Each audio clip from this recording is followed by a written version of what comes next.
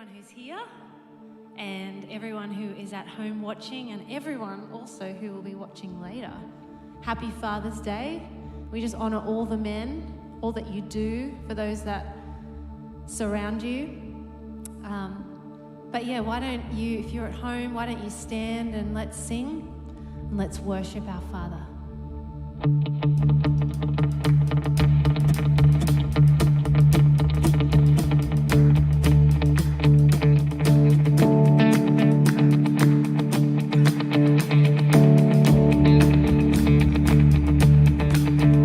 I was buried beneath my shame. And who could carry that kind of weight? It was my tomb till I met you. I was breathing but not alive. All my failures I tried to hide. It was my tomb till I met you.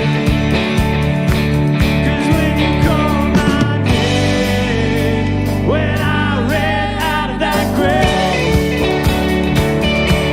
out of the darkness into your glorious day.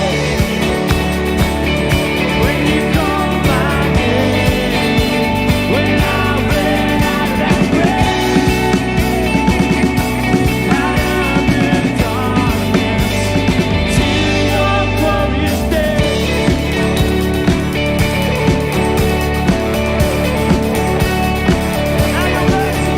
Now your mercy saved my soul, and now your freedom is all that I know. The old man knew Jesus when I met you. 'Cause when you called my name, when I ran out of that grave, out of the darkness into your glorious day. And you called my name when I ran out of that grave, out of the darkness into your glorious day.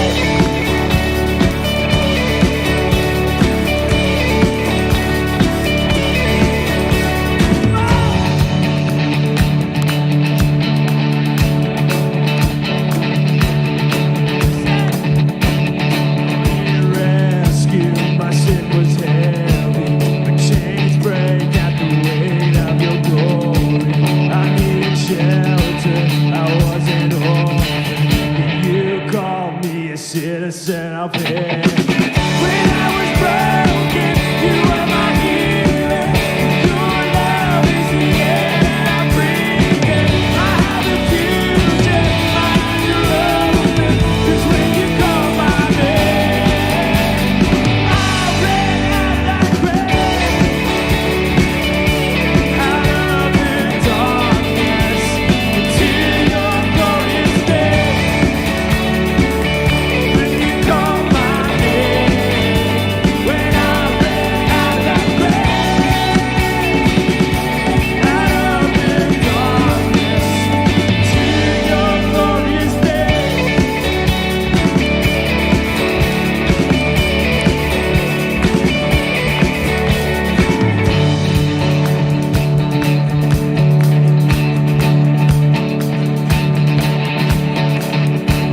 I needed rescue, my sin was heavy, the chains break at the weight of your glory. I needed shelter, I wasn't orphan, and you called me a citizen of heaven. When I was broken, you were my healer. Your love is the air that I breathe in. I have the future, my eyes are open. 'Cause when you call my name, I ran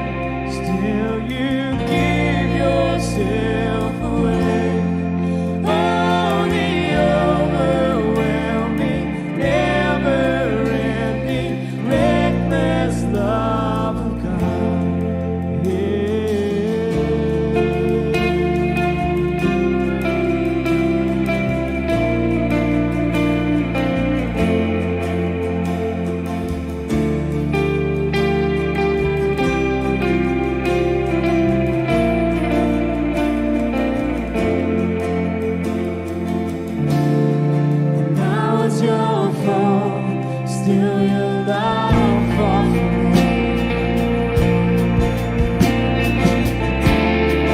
You have been so, so good to me.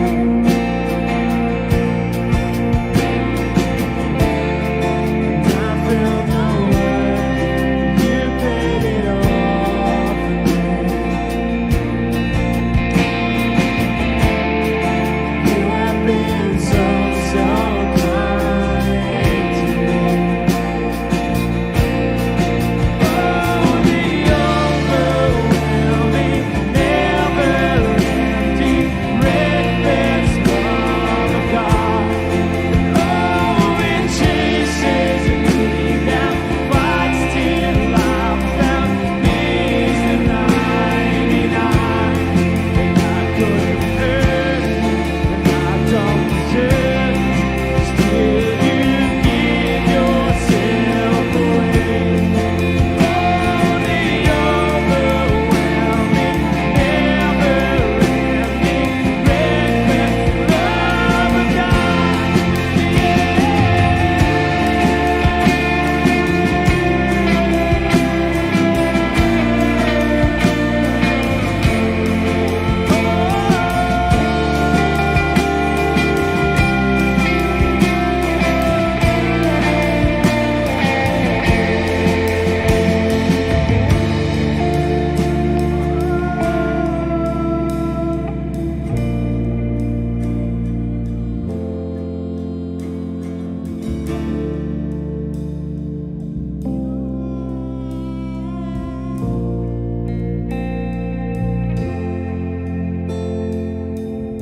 There's no shadow you won't light up, mountain you won't climb up, coming after me. There's no wall you won't kick down, lie you won't tear down, coming after me. There's no shadow you won't light up, mountain you won't climb up, coming after me. There's no wall you won't kick down, lie you won't tear down, coming after me. There's no shadow you won't light up, mountain you won't climb up, coming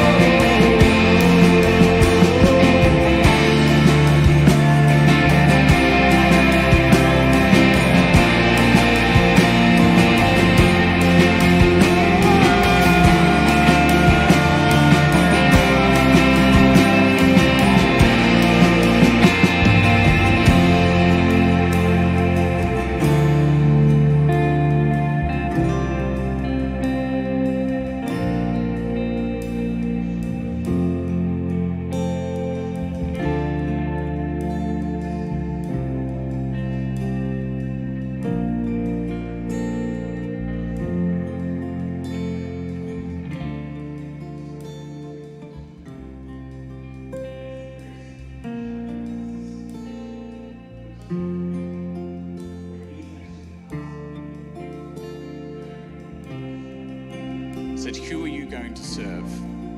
Who are you going to serve? And after listening to this song, the God that I want to serve is a God that has a reckless love that wants to chase after me. Joshua comes to the conclusion himself, but for me and my household, we are going to serve the Lord. And what better God to serve than a God who is chasing after us, who is drawing near to us, who has this reckless love for us. For me, that's a no-brainer to find out a God with a father heart that wants to chase after us. That's who I want to serve. That's who I want to have relationship with. A God who is desperate to have relationship with me. What an awesome thing to think that we get to choose to serve this God. What an amazing God, what an amazing love, what an amazing song, what an amazing team. Thank you so much for leading us in worship.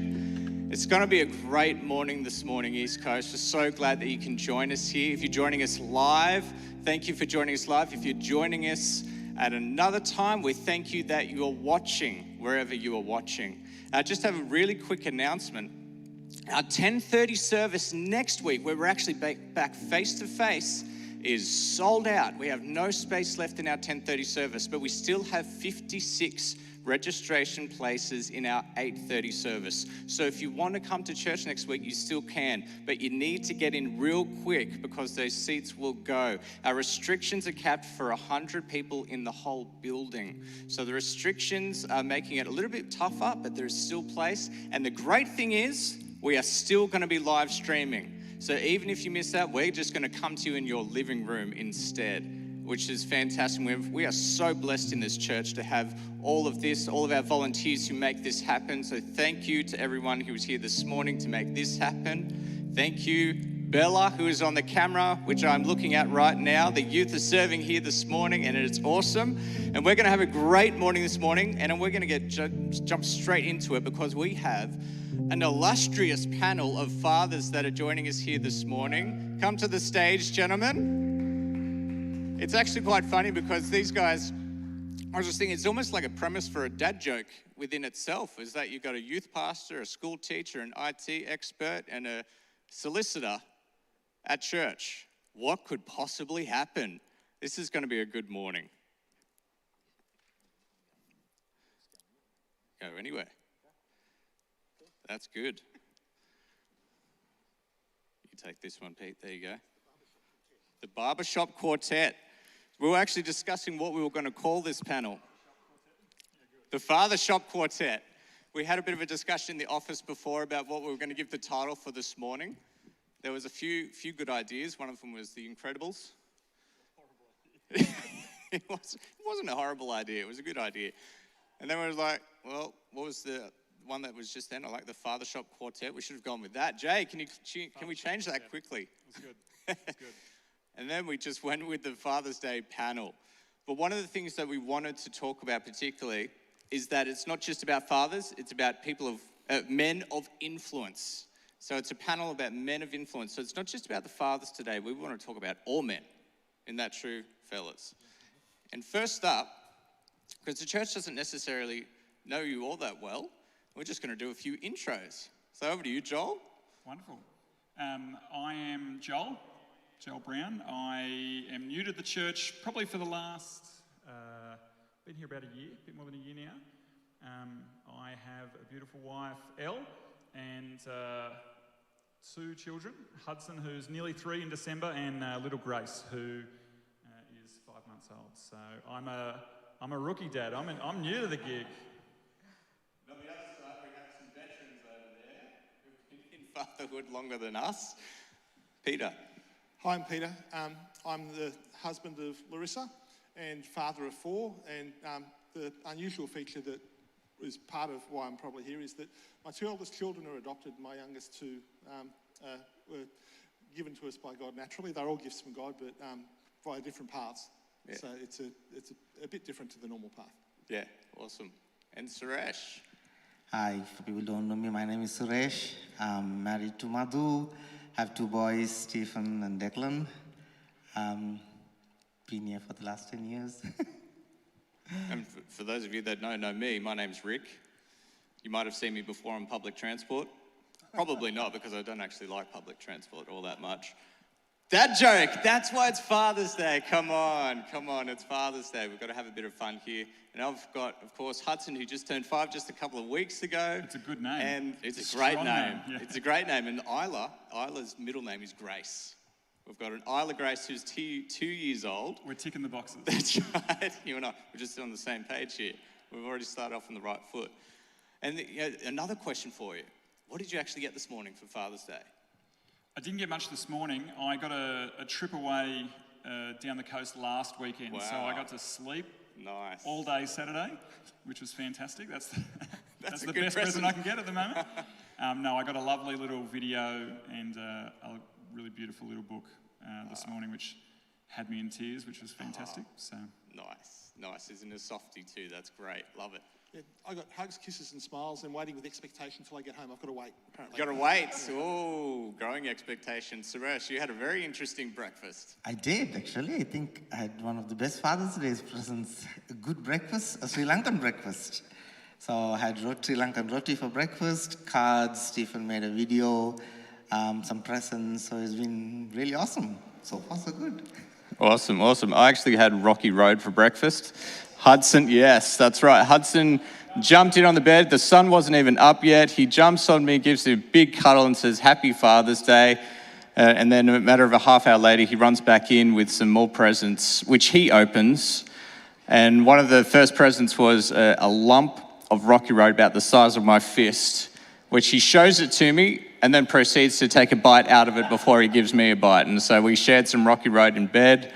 And that was my breakfast this morning. Probably, and I was saying to Larissa earlier, it's not the best breakfast I've had, but it's probably not the worst either. So it was not a bad start to the day. start strong. Start strong. That's right. I had to even it out with having a healthy smoothie after that one. Otherwise, because the dad bag is probably coming at some point. I saw some Toblerone at home. I saw some licorice. I saw chocolate. So I'm being set up for a fall again. Every time I try and get healthy, Father's Day comes through. Every time I try and get healthy. Let's be honest here.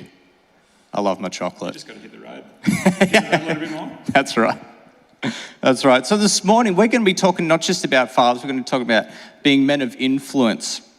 And we have quite a diversity in the people that we have here as part of this panel. And this is a purposeful thing and a really God thing. And I believe God's hand is on this, even with the availability of us all being here to talk about this. And we've been all inspired by something that Peter sent us earlier on the week with a speech from a movie, Courageous, which I'm going to go through in a little bit. And we're going to be talking about that. But one of the first things that I want to talk about and throw to Joel on this one is your experience with your father. And we've been talking a lot about the influence of our fathers on us and how important that is.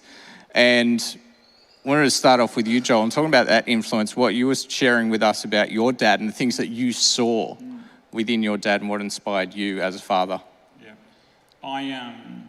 I've been really lucky to grow up in a Christian household with many strong men of faith. My dad included in that, and the oldest memories of my dad are, and still today I know that I could do this, are of waking up and walking into the family room and having him, or seeing him reading the Bible every day without fail, and that has stuck with me, till now as a new father myself, and thinking about what it means to lead and what it means to be a Christian father. And I shared a verse, so I hope it comes up, from Micah 6:8, the heart of God, and we spoke about this before, so I'll read it. But he's already made it plain how to live, what to do, what God is looking for in men and women. It's quite simple. Do what is fair and just to your neighbour. Be compassionate and loyal in your love, and don't take yourself too seriously. Take God seriously. That's the Message translation, and the NIV translation at the end says, walk humbly with God. And I think about, as I reflect on that and I reflect on the example of my dad and how he raised myself. I'm a twin, so I have a younger twin brother, and I have a younger brother, Josh, and younger sister, Emily. And I think about how he modelled compassion to us, and what it means to live justly and love justice. And we sponsored a child from very early on, and my parents and particularly my dad would always encourage us. How can you show compassion? What does that look like in your day-to-day? For us as little kids in those building blocks, it's compassion at school and compassion in our community. Being loyal in love. I love the wording, the phrasing of that, and I can't think of any more or greater example than my parents' marriage and the loyalty of marriage and what that means and looks like. Walking humbly, I spoke about that before, walking humbly with the Lord every single morning, but also it says, don't take yourself too seriously, take God seriously. And the example of my dad and always telling us, take the promises of the Lord seriously. Yeah. Take his power and take him at his word. So many examples of him saying to us, it doesn't matter, this is what the word says, this is what the Lord says, regardless of your circumstance, this is where we look. And so very lucky to have a grounding in a faith with that example. And one of the other things that Joel and I have been talking about, and us as a group, is Joel is a primary school teacher. And we were talking about how in his role as a teacher, there's that influence. And it's boys that you work with. And what's the age of the kids in your class? Yeah, so I work at a boys' school. I've got year 5 and 6 boys. So they're 10, 11 and 12. So before I was a father, I have been a father figure at school in a sense, and it's those same principles, and I lead off the example of my father, but what does that look like at school? How can we be compassionate? How can I be a compassionate teacher? How can I lead my boys in compassion? How can I lead them in justice and fairness? How can I lead them in humility? And that's something I take really seriously.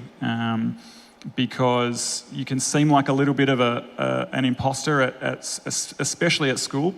Without kids, you will always have parents coming and asking you what to do. And without kids, it can seem a little difficult, but I have always looked, to the Word and to God's example, the example of Christ and what that looks like, and how I can outwork that in my life and share that with my boys. It's actually a really good point, because with me when I started youth ministry, I didn't have kids. And working with kids and working particularly, and I've worked with teenagers now, and I don't have teenagers. So I never want to be in that position of telling parents what to do with their teenagers when I don't have them themselves. The only experience I have with teenagehood is me being one. And what I love to do with that is understand my role within that and being a support person with parents and being able to help them in the way that they think is fit for me to help. And that has grown me up a lot, just being able to observe that and just observing other people's parenting techniques, other people's fathering techniques, other people's family cultures and how they deal with things there. It's actually enriched me being able to be part of that and made me, hopefully a better influencer on young people. But one of the great things that, like Pete's already mentioned here, is the difference with us is that Pete has 2 adopted sons, and that brings a great diversity and the unity, like we were talking before. And could you share a little bit about that? Yeah, so my kids' ages I did mention earlier, we've got Liam and Dan that are adopted, and we don't often speak openly about it, although it's difficult to hide when you meet Dan, who's, he would say, has a skin complexion different to ours. It's more a chai latte complexion, I think he might say. But Liam, our oldest son, is 22, And he is of mixed origin in terms of both the adoptions were in Australia, but of mixed racial background. So Liam's half Fijian and half native Australian. Dan is of mixed background, being half Nepalese and half Egyptian.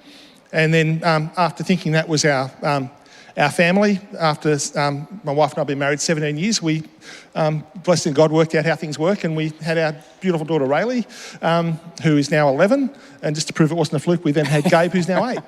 But at many stages along, we didn't think we were going to have any kids, and have ended up with 4, and we're blessed to have them. And the most common question that gets asked, and I think what you're alluding to, is how is it different with the adopted kids and our naturally conceived kids? And discussed this with Larissa, and we both agreed that, notwithstanding it's a common question, the answer is pretty straightforward in that our love for them, and the moment that we knew that we were going to get them, the moment we received them, we can't differentiate at all in our love for them. But there is a difference, and the difference is this. Generally, with our naturally conceived children, the skill set, the things that we see in them, are generally confined by the bounds of our own experiences, either within Larissa's family or mine. And sure, occasionally we get surprised. It's a case of, I speak for myself and say, I can't sing, but when I try and sing, I can't clap at the same time. I'm that unco with it. I've got no gifting in that area at all. But my daughter has got a beautiful singing voice. And both of our older adopted kids have. Gabe, I'm not so sure on. But it's a case of viewing them through the spectrum of our own experiences. Yeah. And generally, we're pretty right. The strengths they've got can either be seen within Larissa or myself, or if not, someone within our someone within our extended family. But with Dan and Liam, they've extended us so far because their skill sets and interests lie far more broadly than what lies within Larissa or myself or our own families. And so it's led us into places and experiences and led us to learn about things that are far beyond what we ever would have had before. So our love for them is the same, but we get surprises from their background and heritage being and their tastes being and skill set being different to what we otherwise might have expected. We were talking about how the diversity and unity, and I was just saying on the Instagram prayer before that within the diversity of the body of Christ, within the diversity of humanity, you see even here this morning culturally, there is difference here among us, but we call the same God Father. And he can call each of us sons and loves us in our unique way. And I love that you were able to share that this morning, Pete, and thank you for that, because it's an insight that many people wouldn't really understand, but that's how God looks at us. And it was put so beautifully, is that we love them the same. And I know that we have a God that loves us equally, but loves us also uniquely in how we were made, and that there was no accident in what he did when he made us and adopted us into his family. And that amazing thing is that we were not second rate or anything like that. He was busting at the seams to have us part of his family, and he loves us. Yeah, not second rate, but where we get surprised, God already knows. And it's a case of he knows what our tastes are, knows what our preferences are, knows what we're capable of. Yeah. And I think the heart of God gets excited in terms of us fulfilling those things, whereas as parents of our adopted children, we just get plain excited and surprised. Yeah, and it's true. I think about that often too, this whole idea of when we're stepping into the things that God has laid before us, knowing that he has made us with a plan and with a purpose. And then when we come into this earth and then we're born, and him being that expectant father, almost like with us with teaching Hudson to ride a bike and taking the training wheels off, which was an experience. It was one of our COVID experiences that Hudson had the training wheels taken off. And I was so excited at that. And I was actually on the phone with Lou when all of this was happening. It was not necessarily clock off time yet, and Hudson was just up at the Oval, and I got this video of Hudson riding his bike without training wheels. I'm like, oh, I got to go. And Lou's going, you got to go experience this. You got to go see this. And the pride that I had, it's a small thing, but just bursting with that appreciation that he's taken things to another level. We've been telling him, man, you can do it. And then he did it. And it was this celebration. And I think God looks at us the same way. When we start walking in his plans and purposes he set out for us, and the unique things that he's put within us. And then when we discover that and start walking in it, he's just like, yes, The training wheels are coming off. I think as a new dad, and you boys have been there for a while now, but it's been a really unique glimpse into that heart of God. Yeah. You know, when Hudson does something wrong, but you just want to forgive him. Yeah.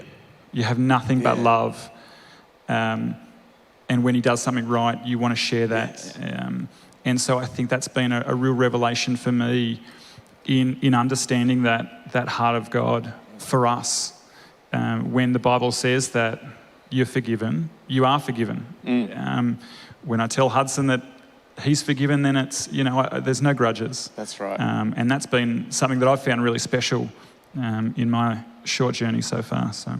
And Suresh, I wanted you to share on God being Father, because you were sharing with us earlier in the week your perspective, your take on that. Yeah, I think to give it a bit context, just share about a little bit of history is, I was born in Sri Lanka, but at the age of 7, we had to move to India because of social unrest in the country. So it was Mom, my sister, and we had to move to India while Dad lived and worked in Sri Lanka. So Dad visited us like once a year. And the rest of the year, the only interaction we had with him is mostly, if it's an urgent message, it'll be telegrams for people who still remember what those are. And it'll be letters and occasional phone calls to our neighbor's phone. So him, though he was concerned about our well-being financially and everything else as provision, him not being there, even for the little things, like you mentioned, Rick, just the little things, I think it just caused this, an emotional gap, looking forward for a father figure. Now, Mom did an awesome job raising myself and my sister, but that gap that the father is not there to be with you for little things, I think translated into this yearning and desire for God, which I'm very glad with. And that really caused me to kind of search for God. Born in the Hindu religion, your concept of God, my understanding was God is holy, God is far away, you please him. And it's this appeasing mentality and I was looking for relationship. So it was very different, and I felt very distant. But at the age of 10, I was introduced to the Lord's Prayer. And that very sentence of Our Father completely changed my concept of God, my longing, and it just filled this vacuum of desire and longing for the father figure. And just to imagine that God as my father just completely changed my view. It was a game changer. And that was my very first attraction towards God as Father. But then, and that's the beginning of my journey. The best part is, it took me 14 years to get there though. So I was 10, and then I knew God was with me. And I knew for me to give my life to him completely took me 14 years. But right throughout, he was gracious, he was kind, he was there. Every time I called out to him, he was ever present. I never felt abandoned. I never felt that I had to meet these, meet certain criteria to, I just had that close relationship with him. But like I said, though it took me 14 years to get there, he still was gracious. Yeah. And the experience I've been through, it's not, I don't regret it, because it has made who I am today. And it has made me appreciate how I look at my kids, how to be just the intention of making sure that they don't experience what I went through, that they don't miss what I missed, and just making me a better person, a better father, I think. So those experiences, I think, I'm really, like, being a new Christian, like I've shared with you before, is Romans 8:28 has been my stand-on verse, is all things happen for good for people who love God. And God uses different circumstances in our life to make who we are. And it is in His plan. And I will never take it back.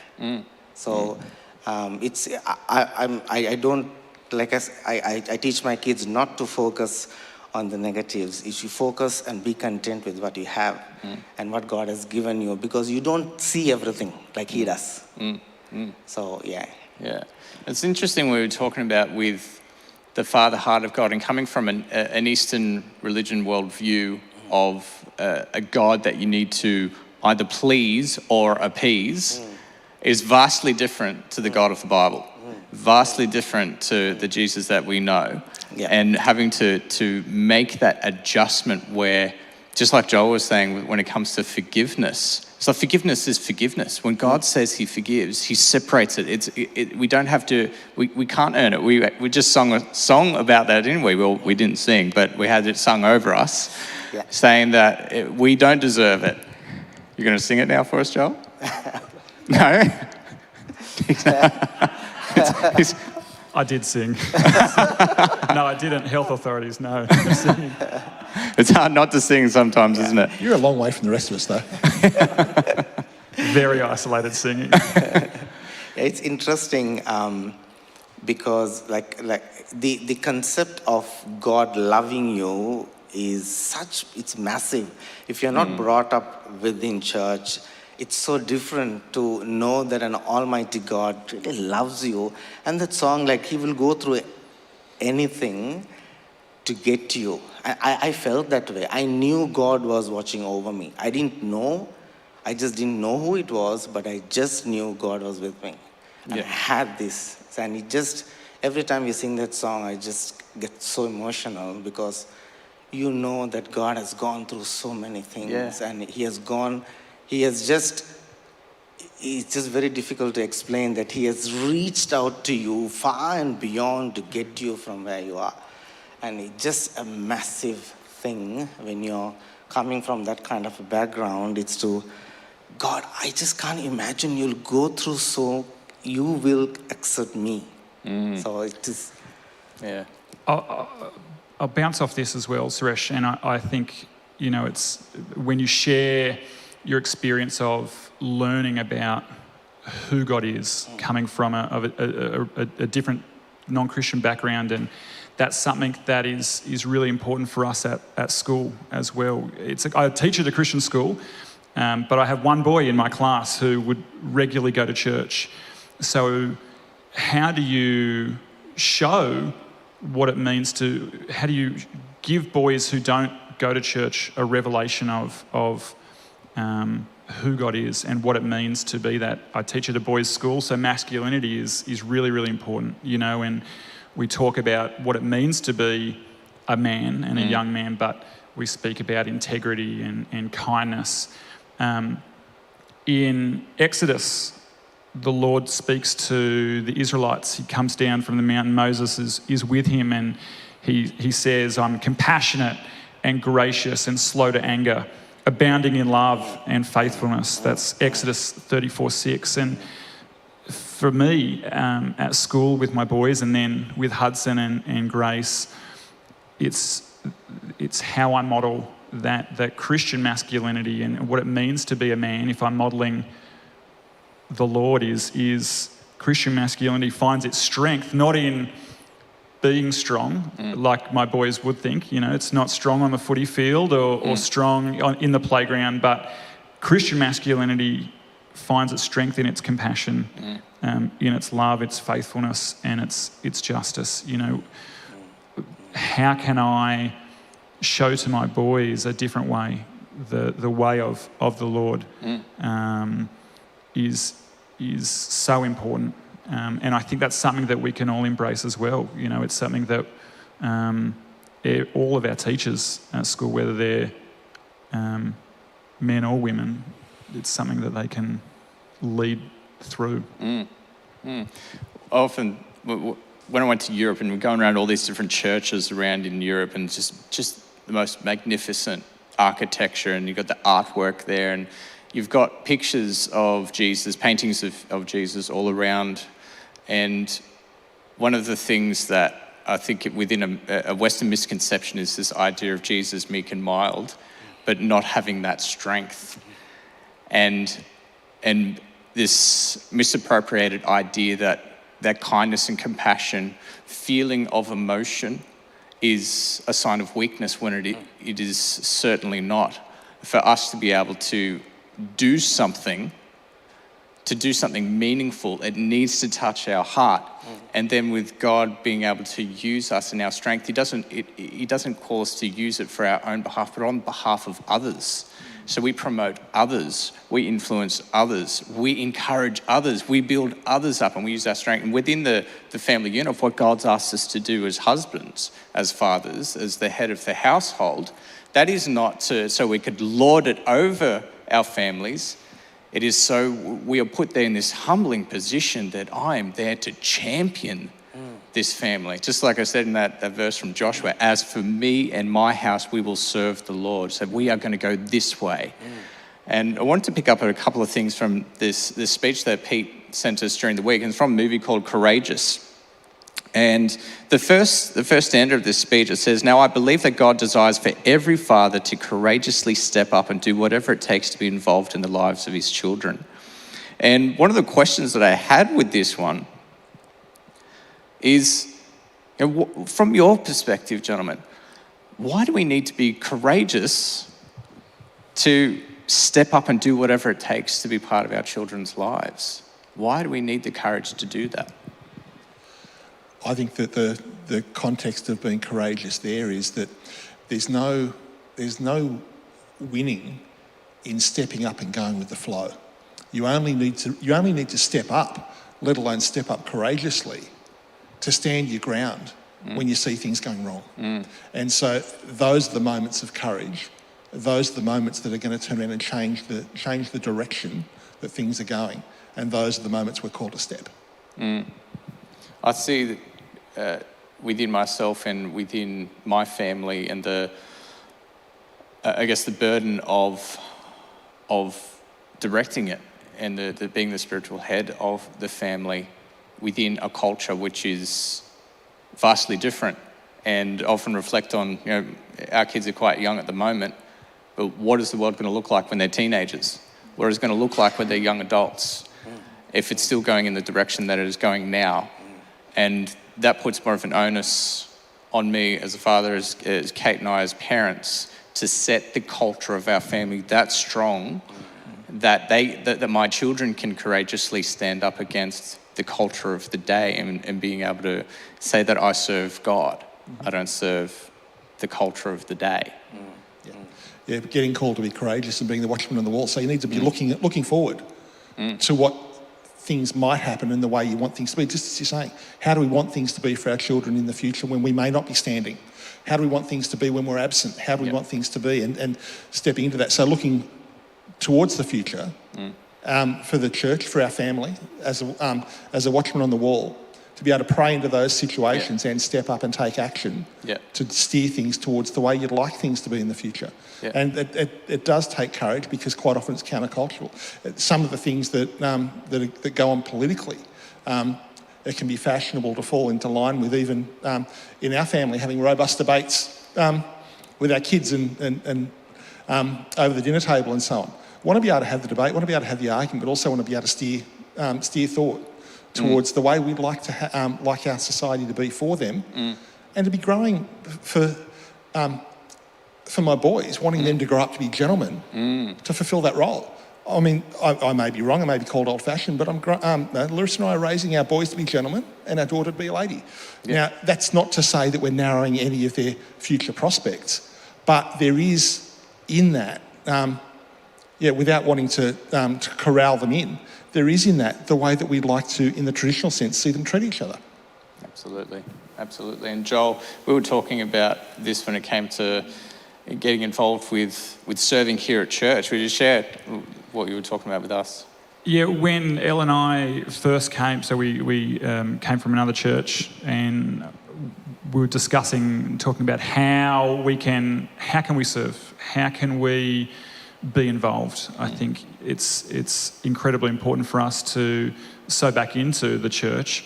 And Elle's a musician, sings beautifully, plays piano, skills of which I have none. And so we're talking about it, and I could never find the right fit. I could help on the door. I could help welcome people. Talk till the cows come home. That's great. Or I could do I help out on coffee? What is it? And I never made a decision. I never kind of committed to anything. And just before COVID, Lou said, we're going to start an early teens ministry on Sunday mornings, kind of our year 6 through to year 9 ministry, because soon our church is going to, we're going to have however many it was, 50, 70, I don't know. Yeah. That's the future, and we don't want to lose that. And as soon as she said it, I went, that's it. That's where I need to serve, because in 10 years' time, Hudson is going to be 11, 12. Who do I want leading him? And it will be our year 6, year 7, year 8, year 9 boys and girls right now. Yep.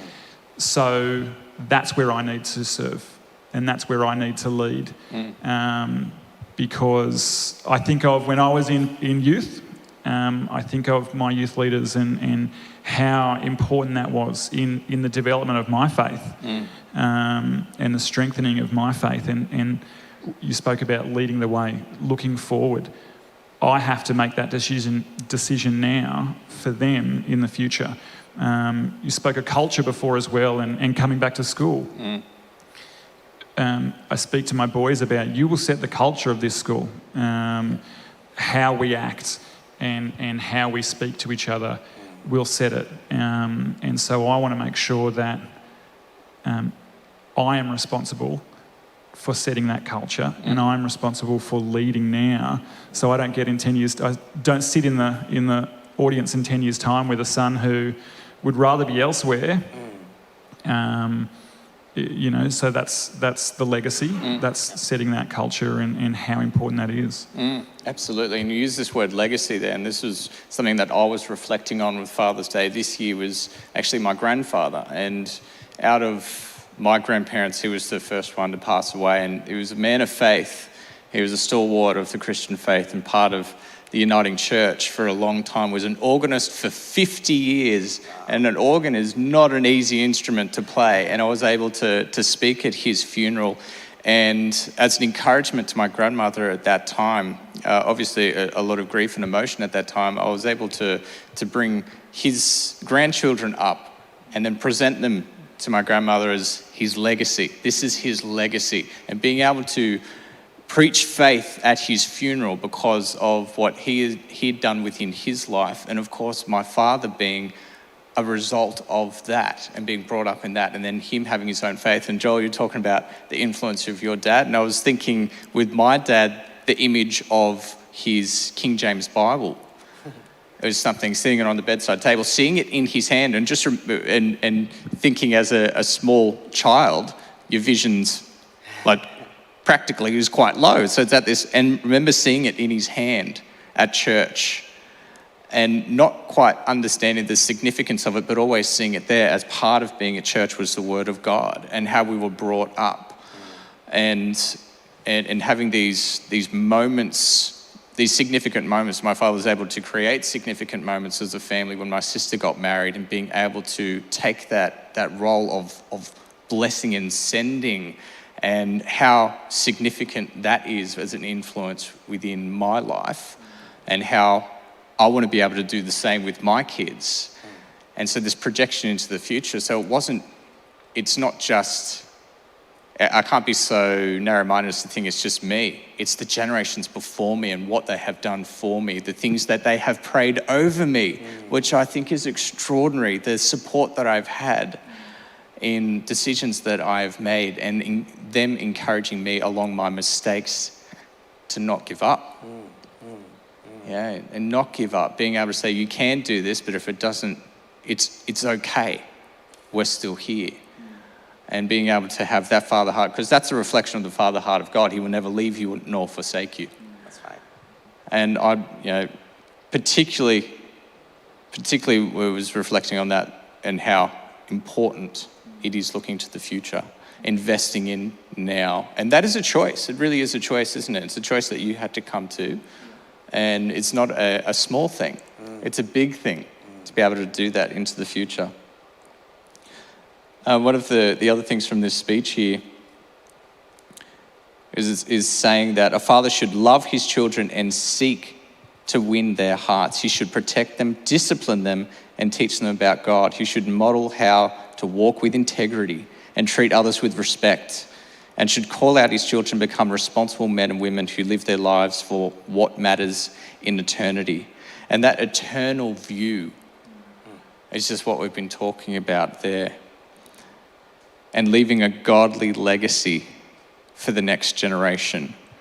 And I think one of the things that we can have the challenge with is some of these being abstract ideas, but what does it actually look like today? What does it look like right now, today, when you go home to your families? How do we do that? What is some examples that you have in how you do family for this purpose of living for eternity? I think the way I see it is children remember what they see. Particularly with teenage, like you can talk a lot, but what retains is what they see of you. And it's good to remember that children are always watching. Declan is very keen. He watches, he just notices even the little things. And sometimes your actions speak louder. So for me, and for Madhu, we don't teach them that something that we don't follow. And it's always what we do, and we just make them aware that this is what we do, and we are not teaching you something that we don't follow. So we try to live that, and they see it. And I think that speaks louder when you live it. And like you said, you remembered your grandfather doing this. You remembered. And Joel said the same thing. You remembered your father. So what you see, I think, imprints deep within their spirit. So trying to live that, and I think even praying before your kids is so important, because sometimes there are children who have never heard their parents pray. And I make it a point to pray before them, because we have family prayers, but even during daily prayers, I remember Declan would be in bed and I would be praying, and I know that he listens. And all this is involuntary going to him. When you're praying in the Spirit, he listens to it.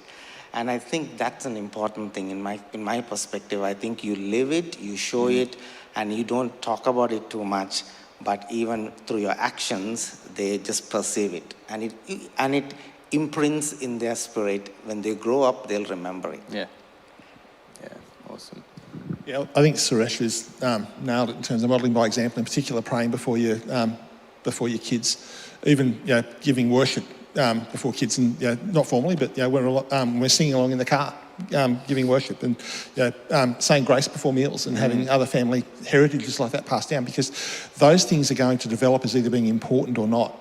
And how important we make them will be how they're passed on. Having meals over a dinner table, saying grace, having a family tradition of how we celebrate Christmas, where we'll be, how we'll do it, how we'll celebrate Easter. Those things, I'd like to think in our family, we've got a particular pattern that the kids know, and I'd like to think it's going to be a legacy that passes on. And those things will happen in families, whether you choose them or not, and I'd rather choose what they're going to be. But even some stuff like discussions over the family dinner table, being able to discuss things that are taboo and controversial. I mean, tradition would have it that you don't discuss money, you don't discuss politics, you don't discuss religion because they get controversial. But where do your children learn to formulate their ideas and to articulate them, if not in the safe environment with you over a meal? It's a case of you don't discuss money. Where are your children going to learn about it from? You don't discuss. You don't want to turn around and discuss controversial topics. Well, where are they going to turn around and form their view on abortion and on other issues for the church? Where is that going to come from? And how are they going to be swayed easily or with some resolve if they haven't heard it articulated? So those things, rightly or wrongly, are important in our household because I'd like to think that they do have some resonance. And not just for that moment, but for a long time into the future. And we don't always agree. And it's okay that we don't agree. But by having the discussion, the seeds are there for, as they mature, their time. I may be proven to be wrong, my wife may be proven to be wrong, or the seeds are there for them to grow into when they reach maturity about and times of making those decisions. But if you don't have the discussion, they'll be influenced by someone else and probably popular culture. Raising your children in the knowledge of the Lord, and they will not turn away from it. And I feel like I myself, one of the great privileges of doing this and being here, I feel every time I do this, I honour my parents and what they've done. I honour my father and what they have done because they have raised me to do this. I actually had this funny conversation with Dad back when I first left the hospital, and it was an interesting time for me in itself, and the decision, it wasn't a light decision, it's quite a heavy decision to have a change of career like that and to step out into the unknown. And I remember saying to Dad is that you've raised me to trust God and put my faith in Him, and that's what I'm doing. And I'm actually thinking about the future when Hudson or Isla or if there's further children to come, that they're coming to me and saying like, God is telling me to do this, Dad. God's telling me to go do this. And how I'm going to feel in that moment, the feeling of mixture almost of worry but also being proud that they're going to do the thing that God has called them to do. I mean, part of that journey of them coming to the realization that they can follow this truth for themselves. And I love what you said, that they need to come to that same conclusion. Who else is going to teach them if it's not going to be us in our own households? For the reality is that the microcosm of society is the family. And if the family unit is working well, we learn these things there. Together as a community, we do it better. We do it better. I want to stress we often don't get it right, and often there's acrimony, but it's all done in the context of love. But kids will grow up and say that, and I can sit here and think of all the times I got it wrong, but it takes effort, it takes courage, it takes some resolve to try and get it right, and don't always get it right, but we're trying. Yeah, and the last part of this speech is, as we're closing here, you can look up this movie. The title's Courageous, isn't it? That's the title's Courageous. It's an excellent Courageous. Yeah. So this is at the end of the movie, and there is a series of questions that is being asked. And at the end it says here, you don't have to ask who will guide my family because by God's grace I will. You don't have to ask who will teach my son to follow Christ because I will. Who will accept the responsibility of providing and protecting my family? I will. Who will ask God to break the chain of destructive patterns in my family's history? I will. Who will pray for and bless my children to boldly pursue whatever God calls them to do? I am their father. I will. I accept this responsibility and it's my privilege to embrace it. I want the favor of God and His blessing on my home. Any good man does. And what I loved about that is that the question was asked and answered. And it's a decision that's actually being made. And yes, it's a fictional story, but the truth in what is being said here, I think you can actually see it here with the examples that we've heard from these gentlemen this morning. We as men need to make a decision. We as righteous men need to make a decision. We will serve the Lord. We will do what God asks us to do. We will raise our families in a particular way. We will be people of influence within our work spheres and wherever that is. and being able to be righteous men, not just fathers, but also being able to be those father figures, and how powerful that is. And within this church, one of the great things is that Pastor Felix, who is sitting here today, is this kind of man of saying, I will do this. And I honor him this morning as a father of this house. Thank you for being here. Thank you for being you and uniquely you and leading us in the way that you lead us. You're a great man of God. You're a great pastor. You're a great friend. Thank you. And it would be remiss of me not to say that this morning. And we also honor Pastor Mark Bridgewater, the founding pastor of this church, who has taught us so much about how to do life, how to do family, how to do church life. And we are able to walk in his legacy, and we are so grateful for that. So the father and the grandfather of this house, so to speak. Gentlemen, I'm so grateful for your time here this morning. Thank you for sharing. Thank you for sharing things which can be a little bit hard and sensitive at times to talk about, but I truly believe you've blessed people with your candor and your honesty and what you've shared. And I believe people in the future, they're going to watch this, they're going to be inspired by your words. So God bless you, thank you. And the worship team here have prepared an item, and we are going to very subtly move off stage and let the worship team close this service with this wonderful song. God bless you.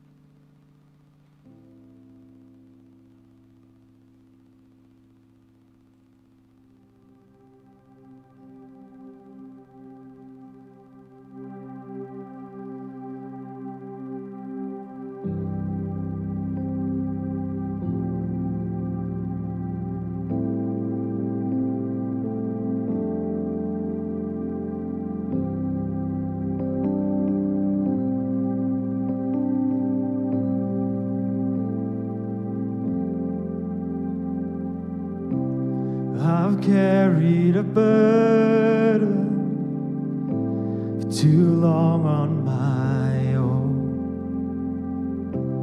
I wasn't created to bear it alone.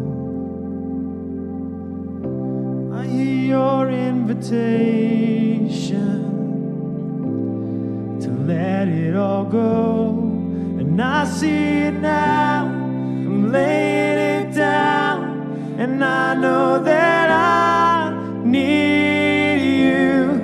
I run to the Father, done with the grace. I'm done with the hiding, no reason to wait. My heart needs a surgeon, my soul needs a friend. So I'll run to the Father again and again and again and again. Oh, oh, oh. You saw my condition, had a plan from the start. Your Son for redemption, the prize for my heart. I don't have a context for that kind of love. I don't understand, I can't comprehend. All I know is I need you. I run to the Father, I fall into grace. I'm done with the hiding, no reason to wait. My heart needs a surgeon, my soul needs a friend. So I'll run to the Father again and again and again and again. Oh, oh, again and again and again and again. Oh,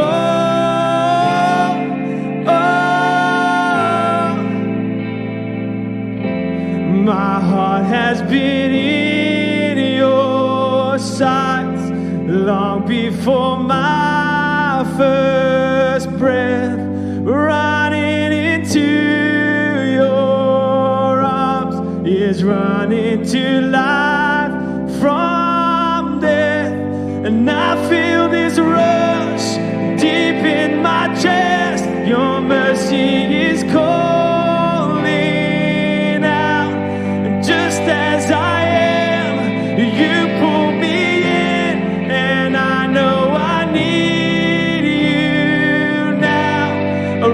to the Father, I fall into grace. I'm done with the hiding, no reason to wait. My heart needs a surgeon, my soul needs a friend. So I run to the Father again and again. I run to the Father, I fall into grace.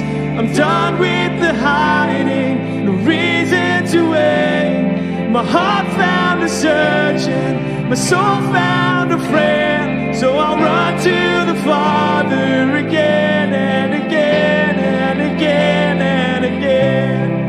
Whoa,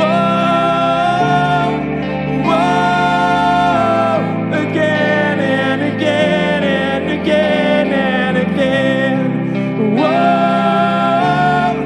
whoa, whoa.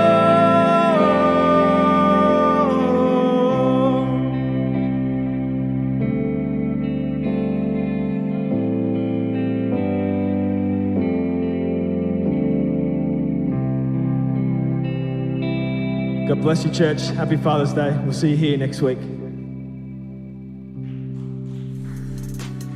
Thanks for watching East Coast Online. From wherever or whenever you are watching, we pray you are blessed by the service. Connect groups are not just another program or ministry. They are the heart of East Coast. If you want to join a Connect group, head to eastcoast.org.au/connect. Check out our East Coast Church podcast, which is available on our website as well as Spotify and Apple Podcast. If you would like prayer, send us your prayer request on the website. Fill out a form and we'll make sure our team is praying for you. Hey kids, be sure to check out our exciting Coast Kids curriculum. You'll be able to access this every week for new lesson videos and worship action songs. To find this content, head to our website, eastcoast.org.au/kids. East Coast Youth has some exciting things happening. Be sure to check out our website, eastcoast.org.au/youth about location and meeting times. Follow our Facebook and Instagram page to get weekly updates. There are two simple ways you can give, via the East Coast website or by direct transfer. In this season, we continue to build the kingdom of God, and as a faith community, we remain blessed to be a blessing. We know that these are really challenging times, and while we are realistic that we can't do everything, we know that we can do something. We want to be able to extend our Coast Care arm to reach out not only to our church community, but also to our local community. If there are needs you become aware of, or if you want to get involved and help, please contact admin@eastcoast.org.au. Make sure you subscribe to our YouTube channel and Apple Podcast and follow us on Instagram and Facebook. We encourage you to engage by commenting and sharing our content, as well as tagging us in what your Sundays look like at home so we can stay connected online. Thanks for joining us at East Coast. Have a wonderful week.